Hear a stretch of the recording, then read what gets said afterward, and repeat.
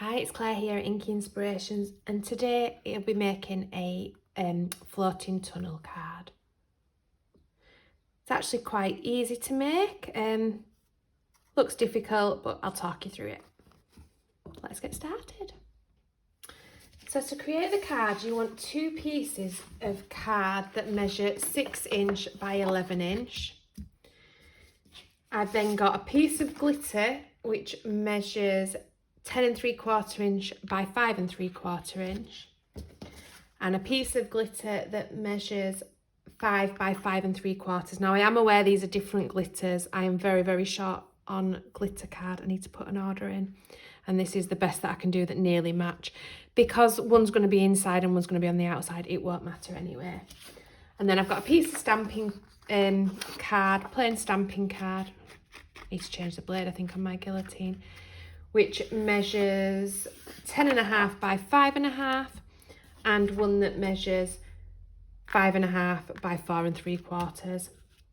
And I'm going to be using the timeforteadesigns Lucky Duck stamp set, which is here. And to create my pattern paper, I'm going to be using the smaller of the little stamps.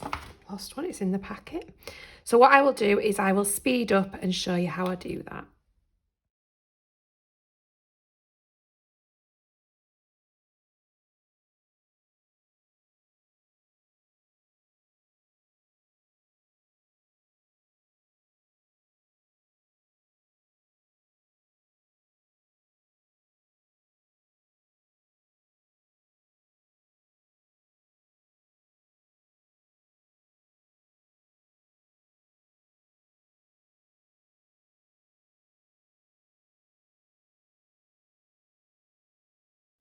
Right, what I'm going to do now is I'm going to pick out one element within the paper that I've created that I'm going to colour in. And I'm thinking I'm going to do the daisy, and I'm going to do it red and grey. Just let the dog out one moment, he's crying. He doesn't know what he wants, he'll be crying to come back in a minute. Right, I'm going to do the petals red.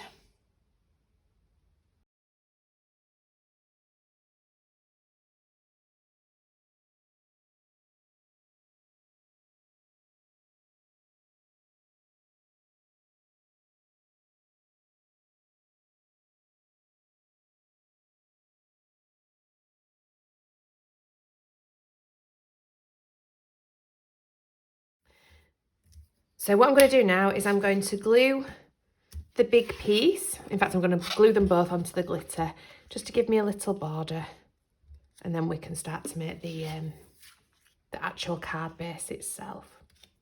So for this, I'm just going to use liquid glue.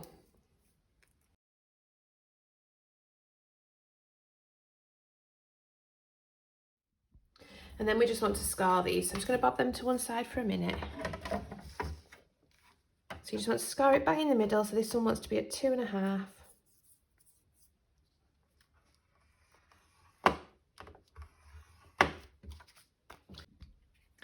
going to take a red piece of card, which is going to be the back of the card, and I'm going to score that one at 5.5.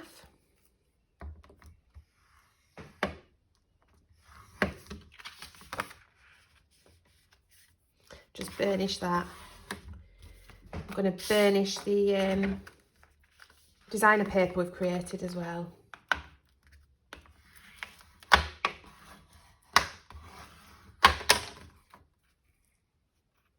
And then that can just be glued into the fold here. So again, liquid glue.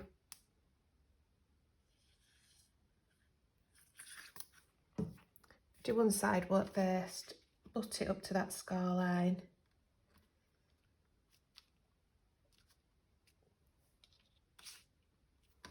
Just move my scoreboard out of the way because I want to wipe that bit of excess off there. There we go.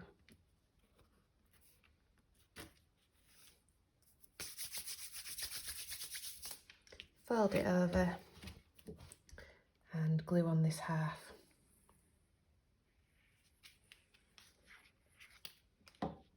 And then we'll just fold the card over. And that is going to create the back of the card for us. So what I'm going to do with this piece now is I'm going to put some stickles on the little fly's wings.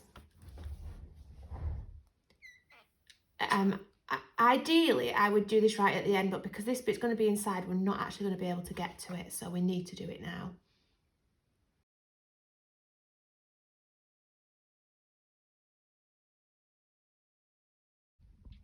So I'm going to bob that to one side to dry, and in the meantime, I'm going to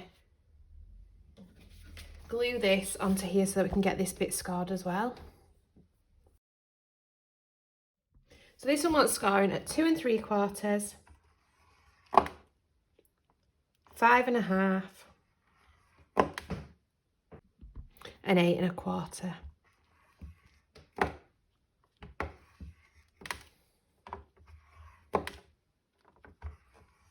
And then I'm just going to bob that to one side to finish drying.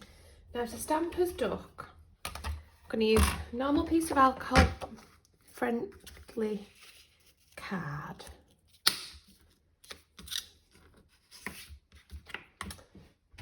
I'm going to stamp my duck firstly as I would normally.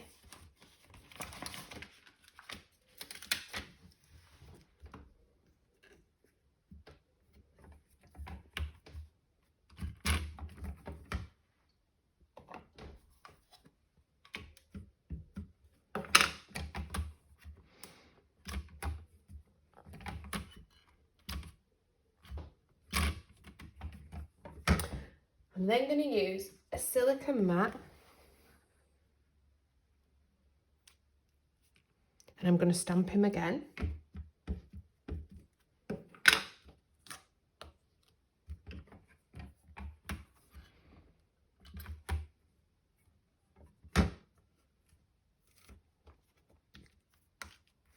I'm then going to carefully flip my silicone mat over, lay it down and push on it.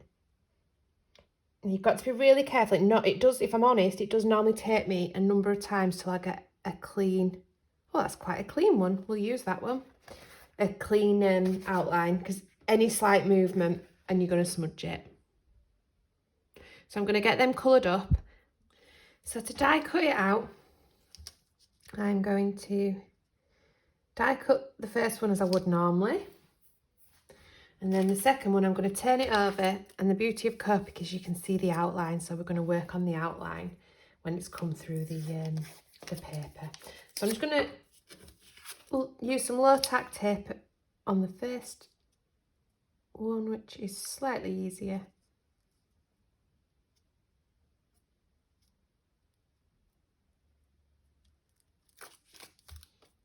And then we're going to turn it over and do the same with the low tack tape the best that we can. It's not going to be perfect this way around, but it should be fairly close.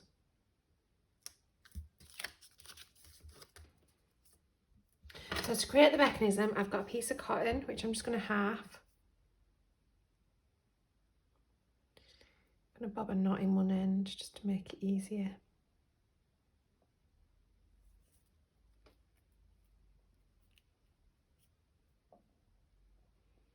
And then I'm going to twist. Now on the back of one of these, I've put some double-sided tape. I'm just going to pull that off. Pull the backing off.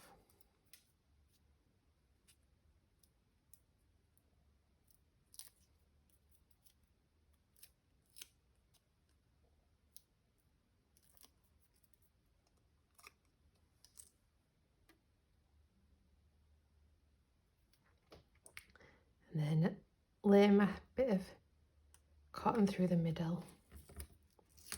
Now I'm going to put some liquid glue on here as well, because I really want it to stick together.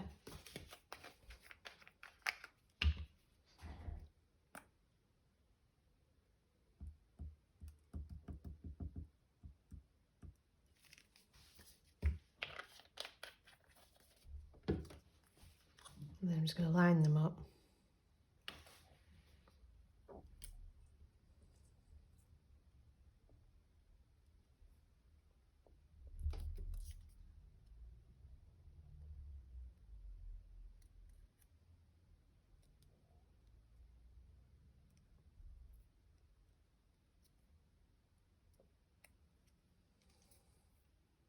There we go, bob him to one side for now. And then I think the glue is dry enough on here that we can burnish it. So I'm just gonna get my scoreboard back out because I want to use that lip to push it to. So, do my halfway point first.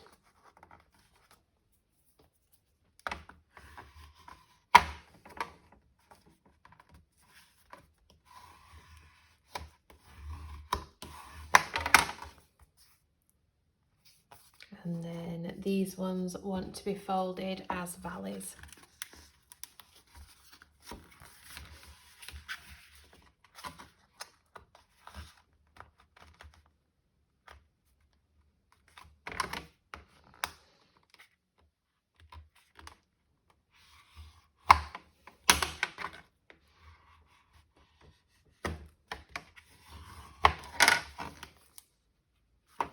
And this one as a valley also.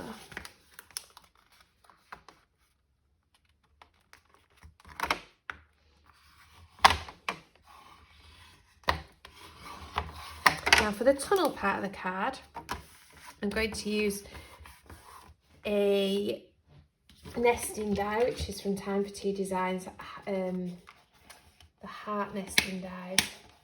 And I'm just going to secure that so that these points are both on that score mark. About there, I think. Put a bit of low tack tape in and then we'll get that through the die machine.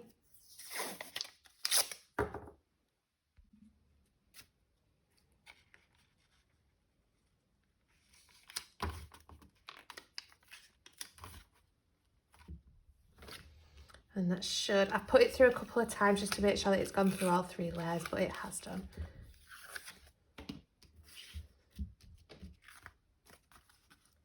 And we'll probably need to fold it again, actually, now it's been through the cutting machine. It puts that pressure on, doesn't it?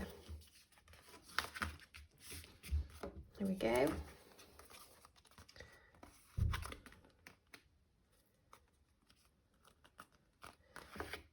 So we're going to have that shape. Now before I go any further, I'm going to finish this with my stickles, and I'm also going to use glossy accents on my daisies. So I'm going to do this and then I'm going to walk away and leave it for an hour or so.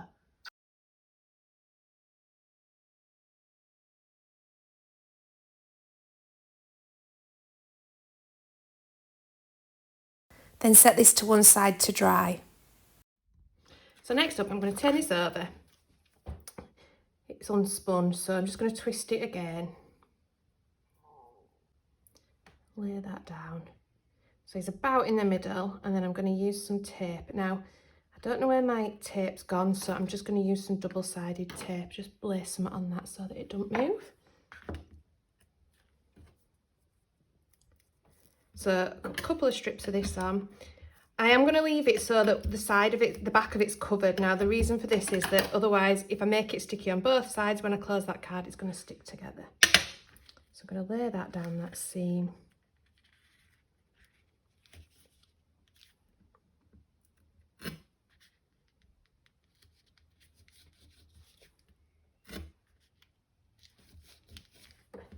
And then just chop off the excess. And then give him another spin at the top. Exact same.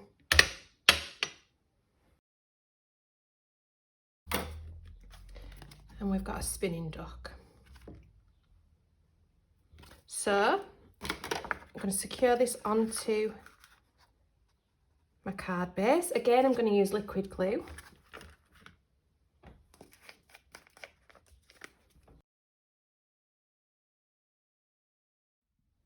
So for the outside of the front of the card, I've got a piece of black which is 5 1/4 by 5 3/4, and I've taken some banner dies which are just nesting dies with some red and some glitter. I'm going to glue these on, and my happy birthday sentiment are from a Time for Tea design. Did think about adding some dimension using a number of the black cutouts of the black. It just felt like it was going to get a little bit too messy. So I thought we'd just stick with one and add some dimension using the foam tape.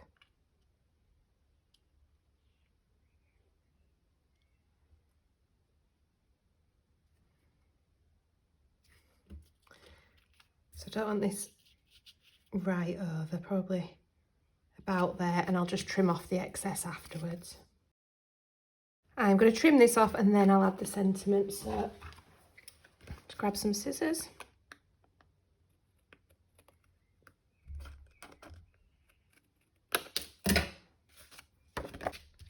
And then add these with some foam tape. And these are just going to go bang in the middle here.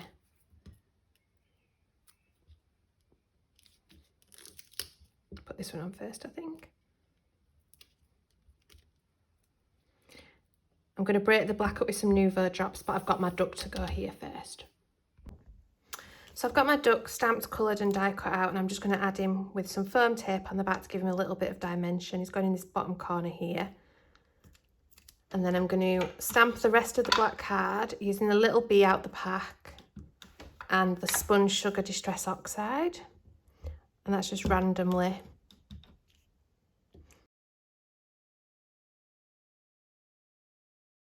And then we'll finish this panel with some oyster grey Nouveau drops.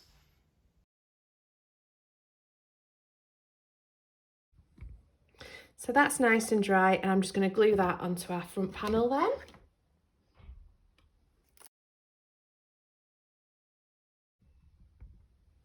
And then the back's just been finished with a white panel for you to write your message. Thank you ever so much for watching. Please like and subscribe.